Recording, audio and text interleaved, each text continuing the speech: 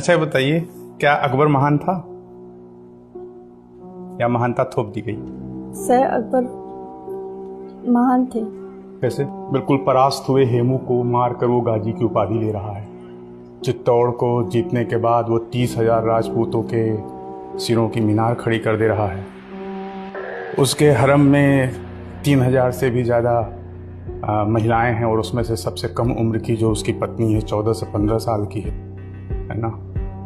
और भी बहुत सारी चीज़ें हैं। तो महान कैसे होगा? महानता थोप तो नहीं दी गई है।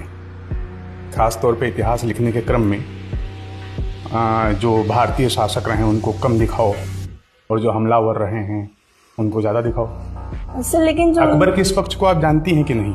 सर जानते हैं थोड़ा बहुत। तो फिर ये महान कहाँ से हो गया? मतलब वही इतिहास पढ़ा है जो एनसीईआरटी लिखा रही है। अभी हाल ही में एक रिट दायर हुई जिसमें लिखा गया था कि औरंगजेब ने मंदिरों का निर्माण कराया, मंदिरों को सुरक्षा दी, लेकिन जब रिट दायर करके पूछा गया कि इसका स्रोत क्या है तो एनसीईआरटी नहीं बता पाई। तो इसका मतलब है कि आज़ादी के बाद एक प्रायोजित इतिहास लिखा गया है जिसमें से खासतौर पर मुस्लिम शासकों को उभारा गया है। पूर्व मध्यकाल छोटा कर दिया गया है और मध्यकाल को बढ़ाया गया है जानबूझ के, और पूर्व मध्यकाल को अंधकार युग भी कहने की कोशिश की गई है कई बार। कहाँ तक उचित है? सर क्योंकि इतिहास लेखन में ये तो कहा जाता है कि जो इतिहास लिखने की प्रक्रिया है वो निष्पक्ष नहीं है।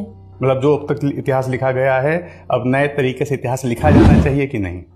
जी बिल्कुल सर, क्योंकि समय समय पर चीजें नई नई पता चलती रहती हैं तो उसके बेसिस पर। Very good.